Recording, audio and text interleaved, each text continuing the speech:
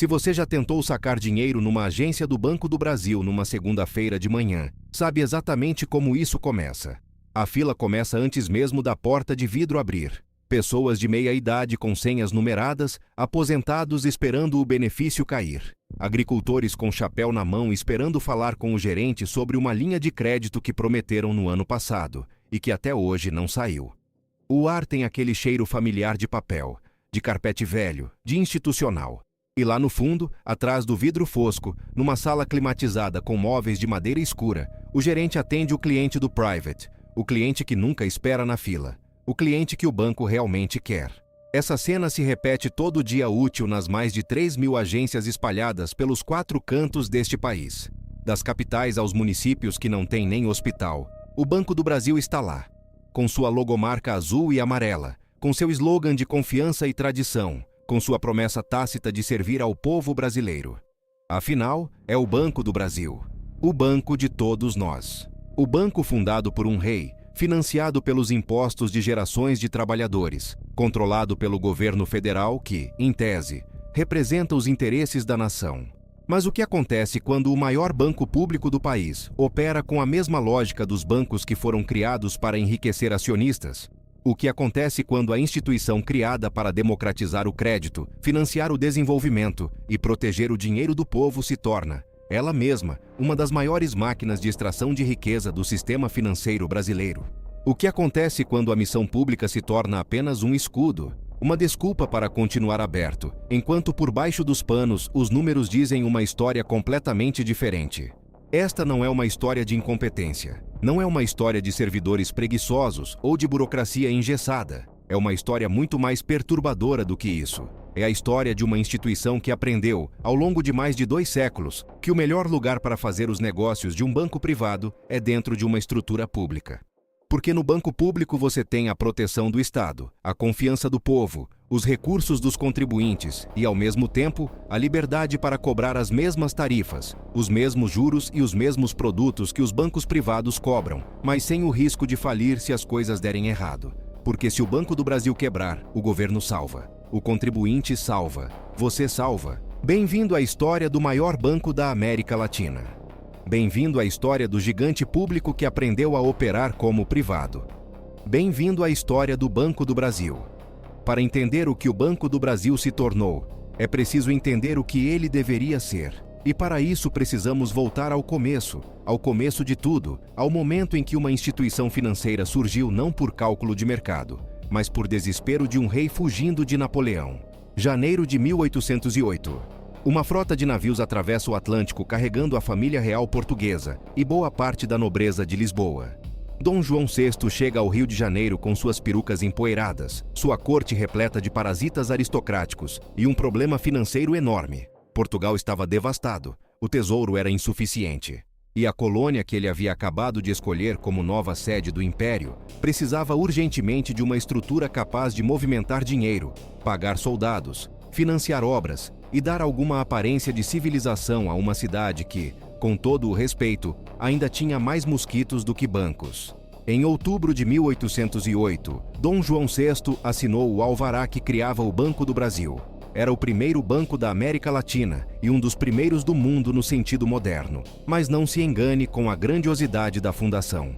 Desde o primeiro dia, o Banco do Brasil foi criado para servir ao poder e não ao povo. Sua função original era financiar a coroa, emitir moeda para cobrir os déficits do rei e facilitar o comércio dos grandes comerciantes que acompanharam Dom João na travessia.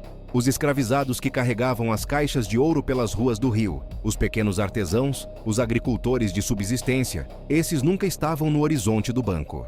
O banco quebrou pela primeira vez em 1829, apenas 21 anos após sua fundação.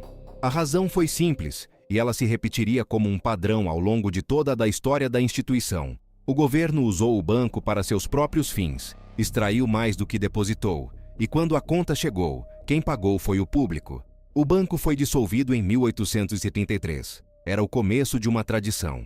O segundo Banco do Brasil foi fundado em 1851, desta vez com capital misto, parte do Estado, parte de Irineu Evangelista de Souza, o Barão de Mauá, o maior empreendedor do Brasil no século XIX. Mais uma vez, a instituição serviu a interesses específicos, Financiou a Guerra do Paraguai, aquela tragédia que dizimou a população de um país inteiro, não porque a guerra fosse necessária para o Brasil, mas porque havia dívidas e interesses financeiros que a empurraram para frente. O banco lucrou com cada bônus de guerra emitido, com cada libra esterlina que o Brasil tomou emprestado dos ingleses para matar guaranis no Charco do Chaco.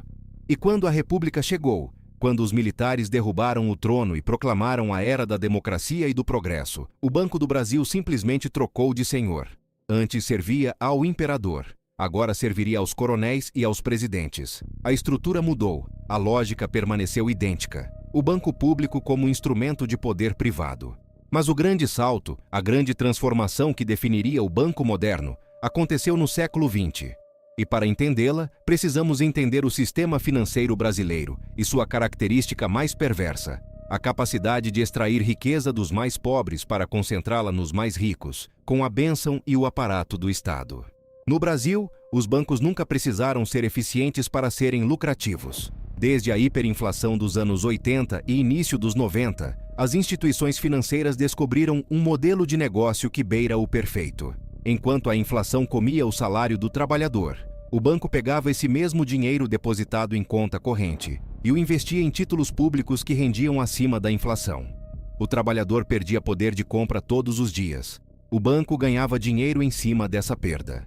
Era uma transferência de riqueza contínua, automática e praticamente invisível para quem não entendia o sistema. O Plano Real, em 1994, matou essa galinha dos ovos de ouro. De repente, a inflação cedeu e os bancos precisaram encontrar novas fontes de renda. E eles encontraram. Encontraram nas tarifas, encontraram nos juros do cheque especial, encontraram no rotativo do cartão de crédito e encontraram, acima de tudo, no crédito consignado, aquele empréstimo descontado diretamente do salário ou da aposentadoria, antes que o trabalhador sequer veja o dinheiro na conta. O Banco do Brasil acompanhou cada um desses movimentos, mas com uma vantagem que nenhum banco privado tinha. Ele tinha escala nacional, tinha a confiança centenária de milhões de brasileiros que depositam nele não apenas dinheiro, mas uma certa fé de que uma instituição do governo não vai explorar seus próprios clientes. Essa fé é o ativo mais valioso do Banco do Brasil. E é exatamente essa fé que a instituição aprendeu a monetizar.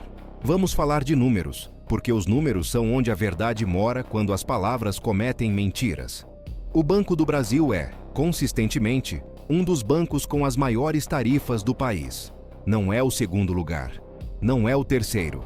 Está invariavelmente entre os mais caros quando você compara o custo de manter uma conta, o preço de uma transferência, a tarifa de um boleto, o custo de um cartão de crédito. As pesquisas anuais do Banco Central e do Procon de diferentes estados apontam, com uma regularidade perturbadora, que o banco que pertence ao povo cobra do povo mais do que os bancos que foram criados explicitamente para lucrar com o povo. Como isso é possível? Como que o banco público, que não precisa remunerar acionistas privados, que tem acesso a capital barato do Tesouro, que não precisa gastar fortunas em publicidade para construir marca porque já é a marca mais antiga do país, como que esse banco cobra mais do que seus concorrentes privados? A resposta está na estrutura de poder que se formou dentro e ao redor do Banco do Brasil ao longo de décadas. Uma estrutura que não é exatamente pública, nem exatamente privada, mas que capturou o melhor dos dois mundos para quem está dentro dela, e o pior dos dois mundos para o cliente do lado de fora. Comecemos pelo interior da máquina. O Banco do Brasil tem cerca de 86 mil funcionários. São concursados, com salários fixos, com estabilidade que qualquer trabalhador brasileiro sonharia ter. Até aí, tudo bem. O problema não são os funcionários de base. O problema está no topo. Na cúpula do banco, nos diretores e superintendentes, existe uma estrutura de remuneração que imita, com fidelidade impressionante, a estrutura de um grande banco privado de investimento. Bônus anuais. Participação nos lucros.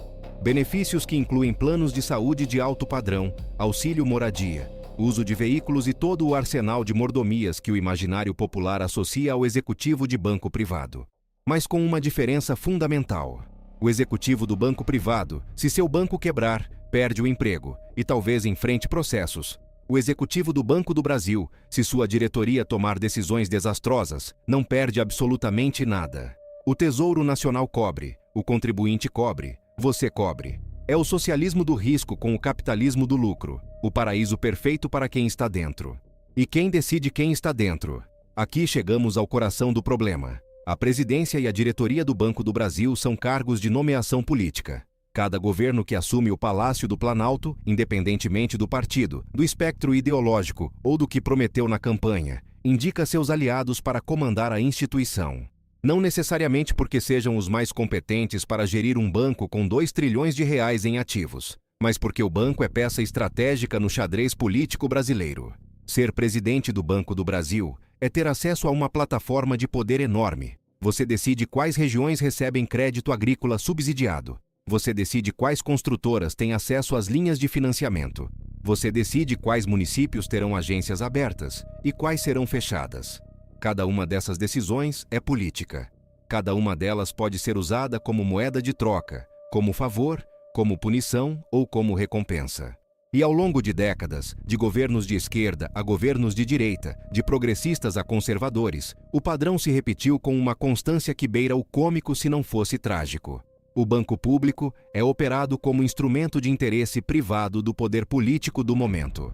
Vamos falar de um dos momentos mais reveladores dessa dinâmica. Em 2017, o Banco do Brasil anunciou um plano de reestruturação que causou comoção no país. O banco fecharia 402 agências e abriria processos de demissão voluntária para reduzir o quadro de funcionários. Em um país onde o desemprego havia batido recordes históricos, um banco controlado pelo governo federal anunciava que mandaria de volta para o mercado milhares de trabalhadores.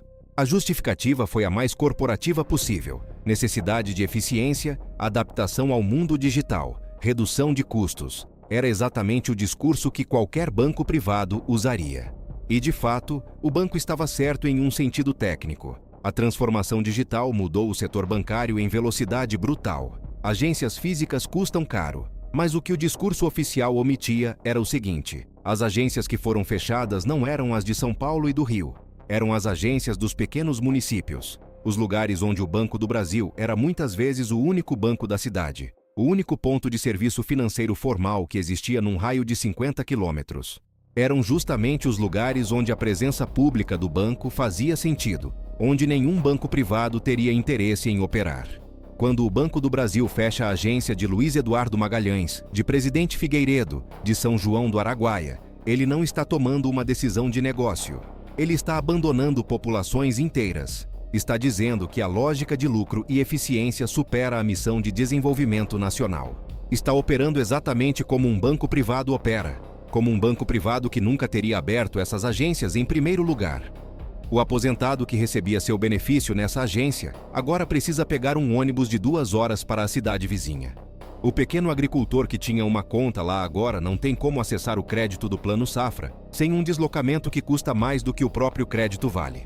E o banco? Bem, o banco melhorou seus índices de eficiência, reduziu suas despesas operacionais e, no próximo balanço, os analistas do mercado financeiro aplaudiram a racionalização gerencial. Mas o que acontece com o lucro desse banco? Aqui a história fica ainda mais interessante e ainda mais perturbadora. O Banco do Brasil lucra dezenas de bilhões de reais por ano. Em 2023, o lucro líquido ajustado superou 35 bilhões de reais, um número que faria inveja a qualquer banco privado de qualquer país do mundo.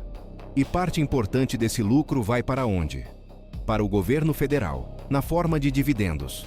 O banco público, controlado pelo Estado, paga dividendos ao maior acionista, o próprio governo. Em tese, isso deveria ser positivo. O governo recebe recursos que podem ser usados para saúde, educação, infraestrutura. Mas na prática, o que acontece é diferente.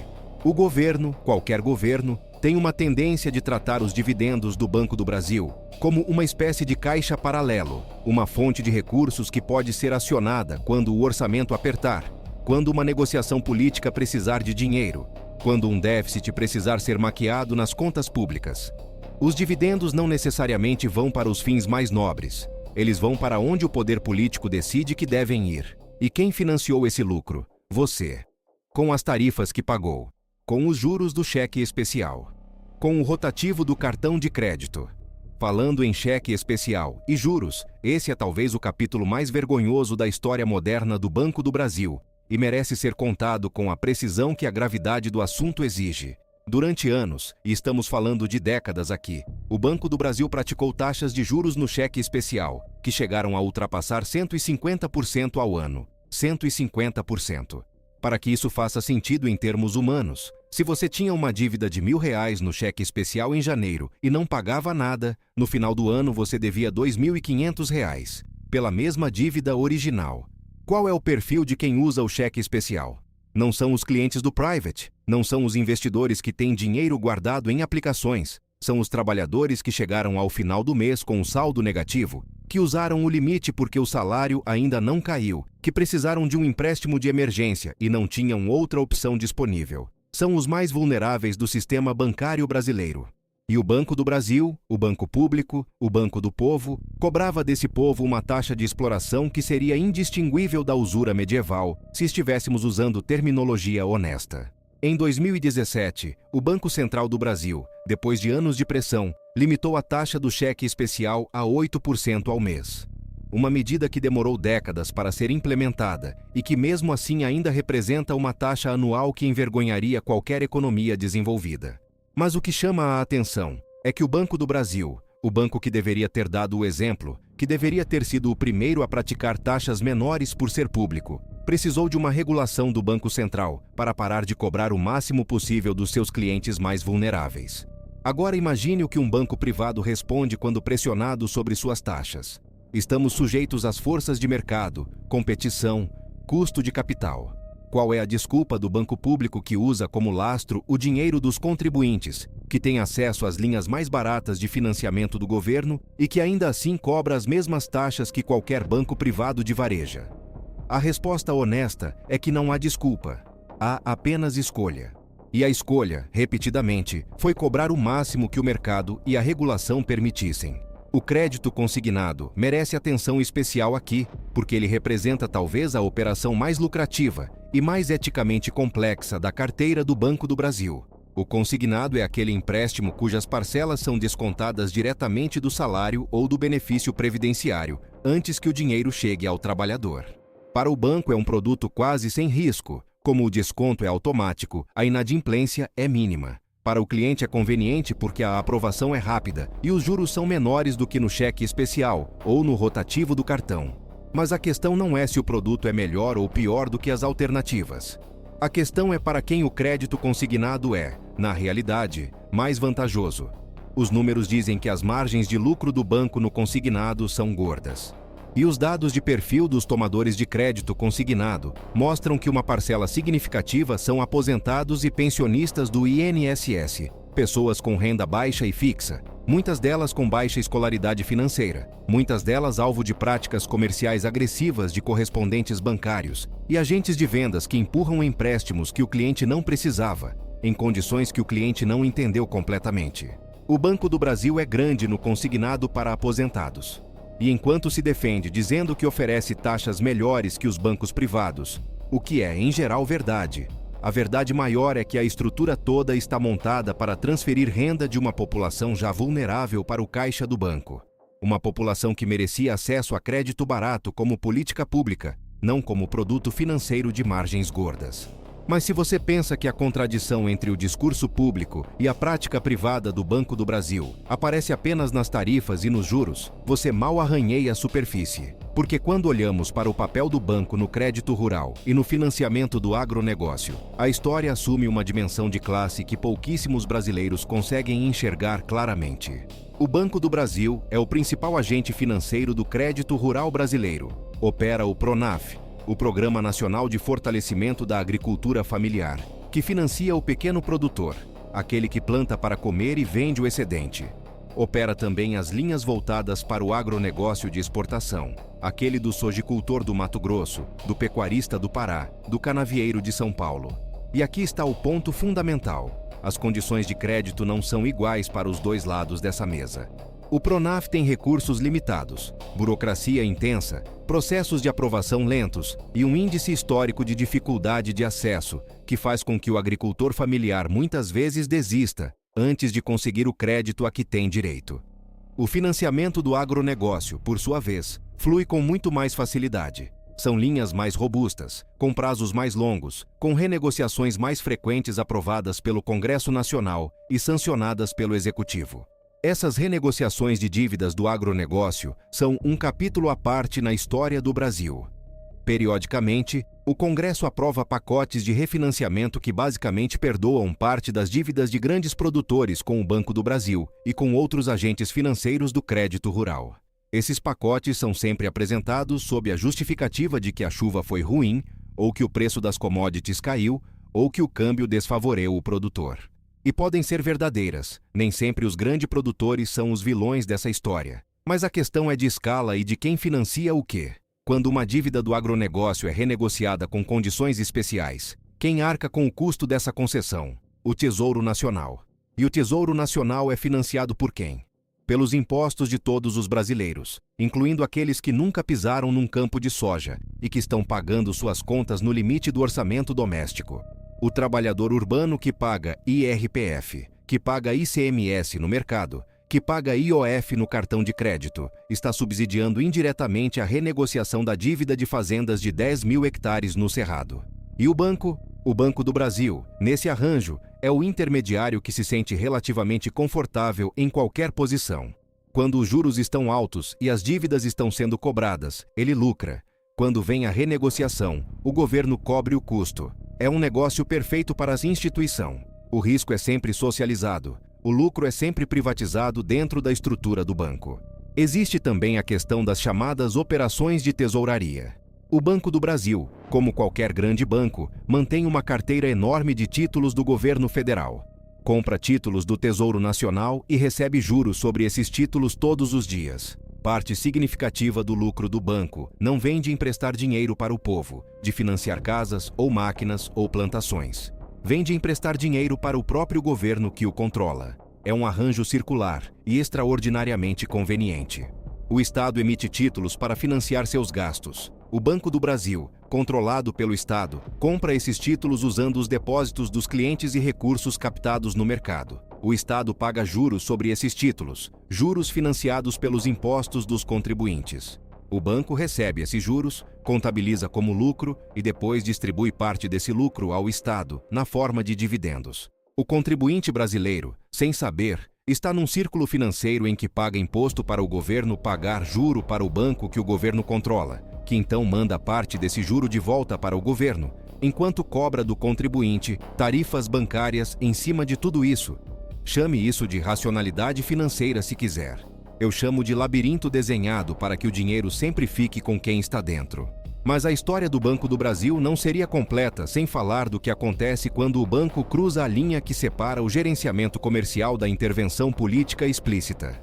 E aqui os exemplos abundam, atravessando governos de todos os espectros ideológicos, porque a tentação de usar o maior banco público do país como alavanca política parece ser resistida por nenhum governo que conseguiu chegar ao poder. O caso mais emblemático dos anos recentes é o das empresas de construção civil, no período do programa Minha Casa, Minha Vida e das investigações da Operação Lava Jato. O Banco do Brasil, assim como a Caixa Econômica Federal, foi veículo de bilhões de reais em financiamentos para construtoras que, como as investigações revelaram, eram parceiras do esquema de propinas que contaminou toda a cadeia política e empresarial brasileira. Não estou dizendo que o banco financiou propinas conscientemente. Estou dizendo que a lógica de usar bancos públicos como instrumentos de política industrial e habitacional, sem os controles adequados, criou um ambiente onde o dinheiro público fluía sem a devida fiscalização para empresas que o desviavam. Os prejuízos não foram pagos pelos executivos que aprovaram os financiamentos, não foram pagos pelos políticos que pressionaram por aprovações. Foram pagos pelo fundo garantidor, pela fazenda e, em última instância, pelo contribuinte. O lucro havia sido privado. O prejuízo era público. A equação perfeita do gigante que diz ser público, mas opera como privado.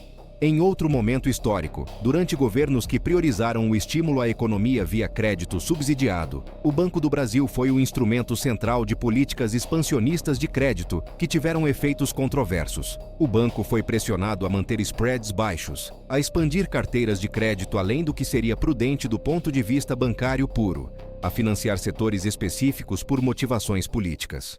E quando a temperatura econômica mudou, quando o ciclo virou, parte dessas carteiras virou inadimplência. Novamente, o risco foi socializado. A factura foi paga pelo povo. E do lado oposto do espectro político, quando governos mais alinhados com o setor financeiro assumiram, o Banco do Brasil foi pressionado em outra direção.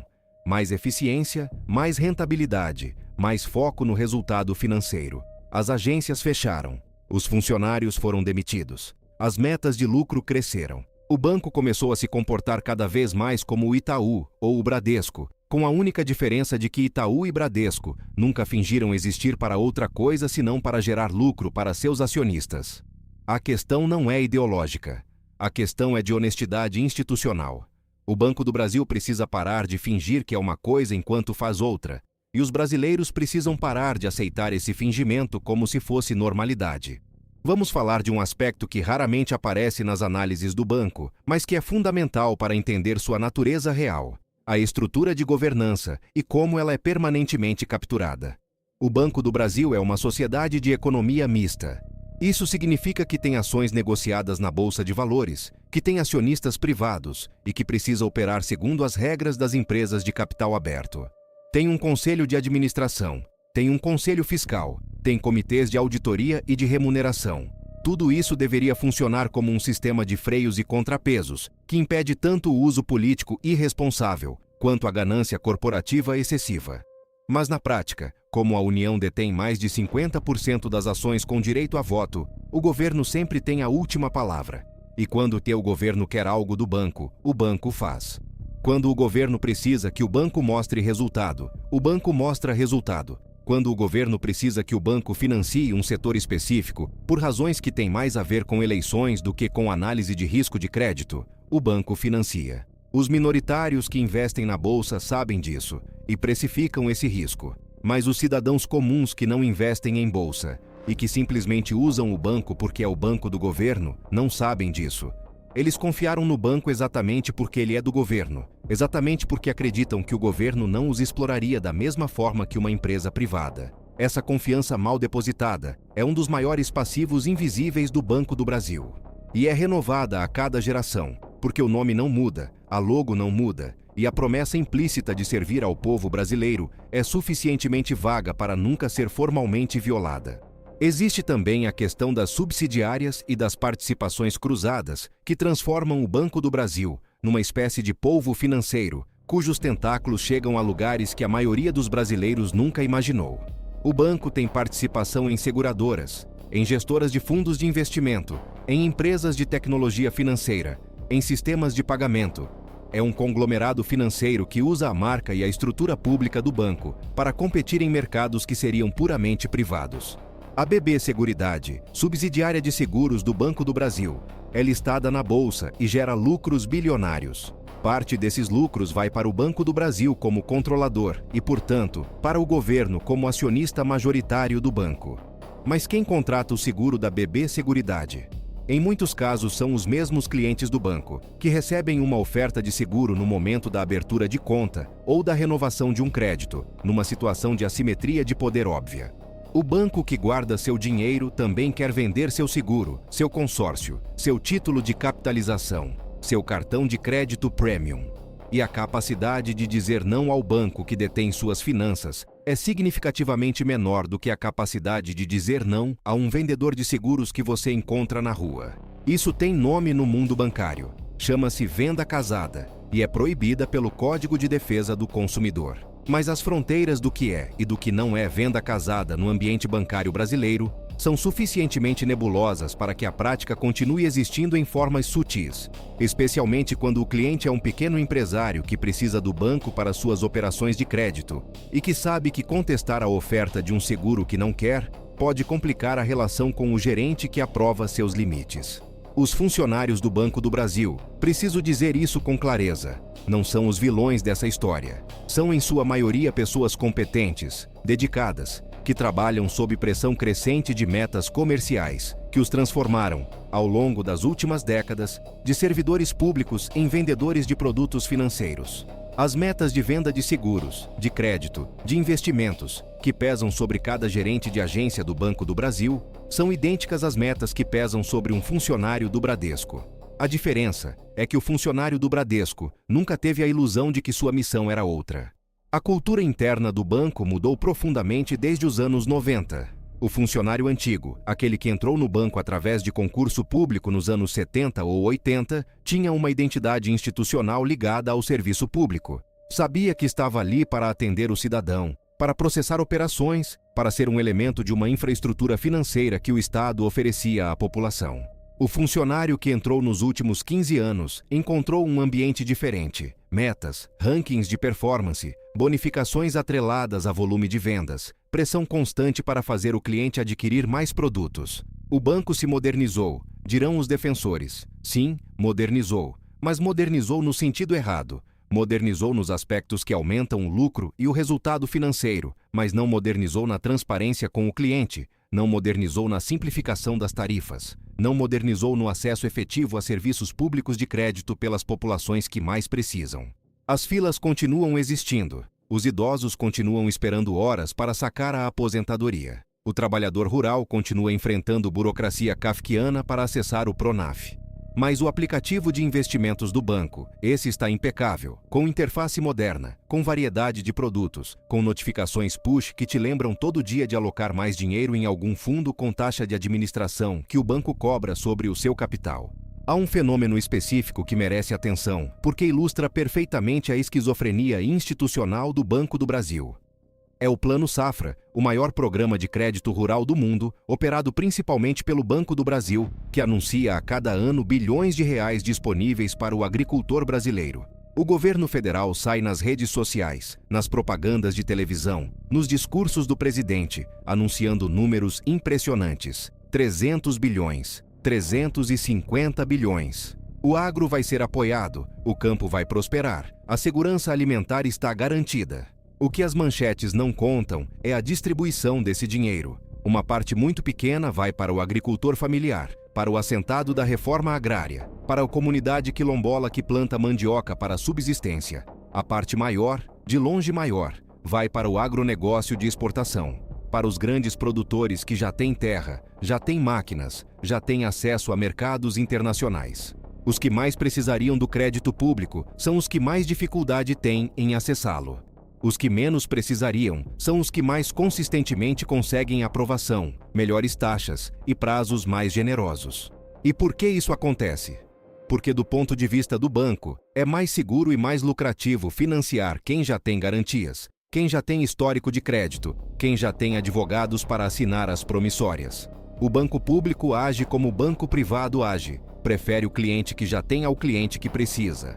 E ao fazer isso no contexto do crédito rural, o banco não está apenas tomando uma decisão comercial, está influenciando a estrutura fundiária e de produção de um país continental. Está decidindo, com seus critérios de análise de risco, quem vai prosperar no campo e quem vai continuar na mesma pobreza geracional. O Banco do Brasil tem a oportunidade histórica de ser um instrumento de redistribuição de oportunidades no Brasil rural, e prefere ser mais um banco a financiar quem já está financiado. Existem momentos na história do Banco do Brasil em que a contradição entre o discurso e a prática não é apenas filosófica, ela vira escândalo concreto, vira CPI, vira manchete, vira prisão.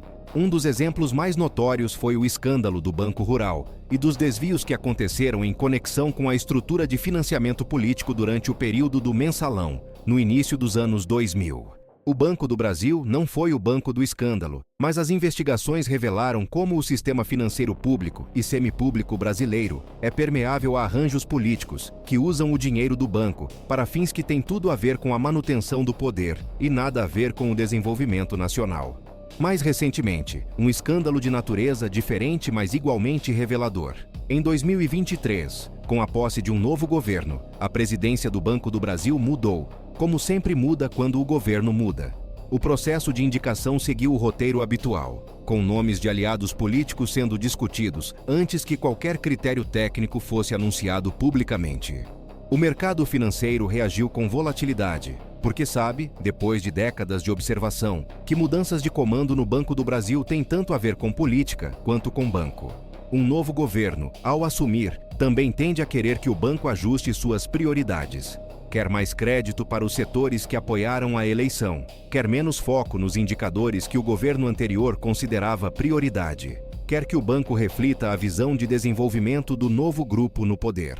E o banco, desprovido de uma bússola institucional independente, obedece, porque obedece há mais de 2 séculos, porque seu DNA foi formatado para servir ao poder, qualquer que seja o poder.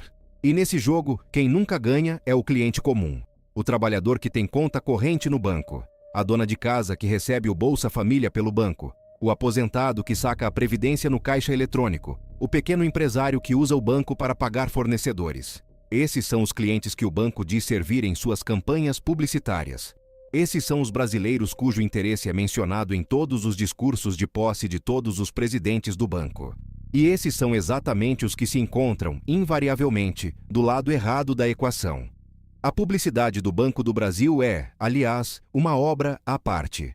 Com orçamentos que competem com os das maiores empresas privadas do país, o banco investe pesado na construção de uma imagem que mistura tradição, confiabilidade e um certo sentimento de brasilidade. As campanhas frequentemente evocam o povo, a diversidade, a força do Brasil.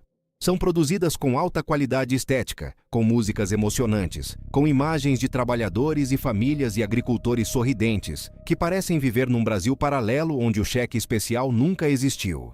Essa publicidade é paga pelo banco, e o banco é parcialmente público. Portanto, parte desse dinheiro vem dos impostos e das tarifas que os próprios brasileiros pagam para ser transformado em comerciais, que os convencem de que o banco que os explora, na verdade, os ama.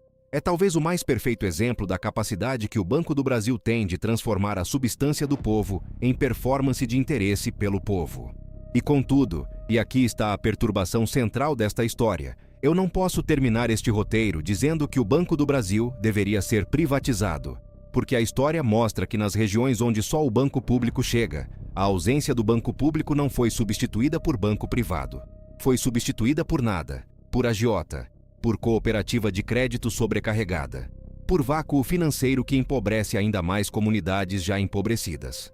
Não posso dizer que o banco deveria ser puro agente de desenvolvimento e esquecer a rentabilidade, porque a história mostra que bancos públicos que operam com lógica puramente política e negligenciam a gestão financeira terminam em colapso que prejudica exatamente os clientes mais vulneráveis que deveriam proteger. A verdade é que o Brasil nunca resolveu o que quer que o Banco do Brasil seja.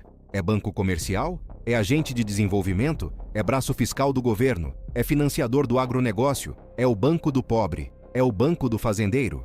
A resposta honesta é que ao longo de sua história, ele foi sendo empurrado para ser cada uma dessas coisas ao mesmo tempo, por governos diferentes com visões diferentes, e o resultado é uma instituição esquizofrênica, que não é excelente em nenhuma dessas funções, e que usa cada uma delas como justificativa para manter uma estrutura de poder e extração que serve primariamente a quem está dentro dela.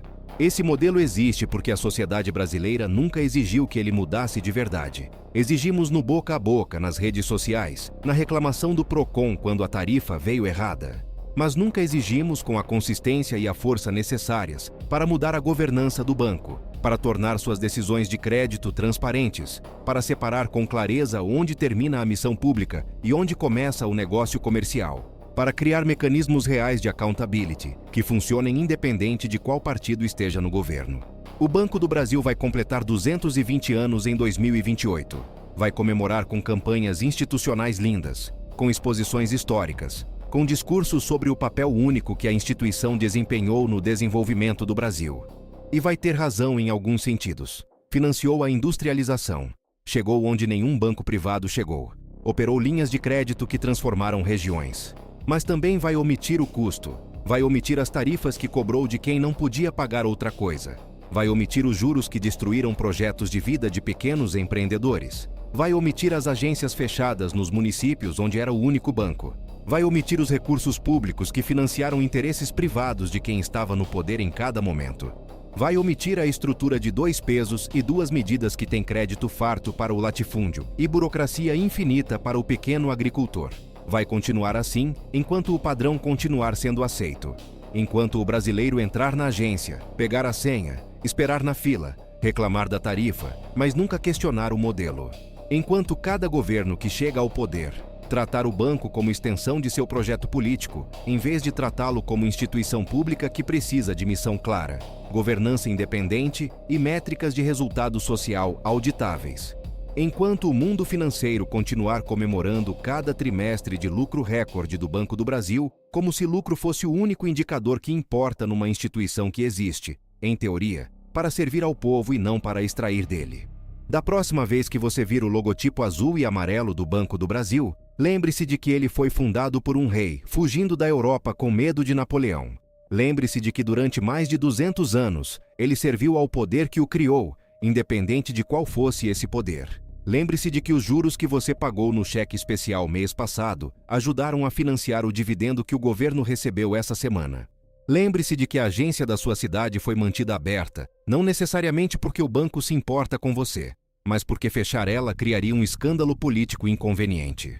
O Banco do Brasil existe para servir ao Brasil. É o que diz o nome. É o que dizem os discursos. É o que prometem os slogans. Mas a pergunta que ninguém quer responder com honestidade é: qual Brasil? O Brasil dos que esperam na fila com a senha na mão? Ou o Brasil dos que nunca precisam esperar porque a porta dos fundos do private está sempre aberta? Essa resposta está nos números. E os números, depois de 220 anos, são suficientemente claros para quem quiser ler.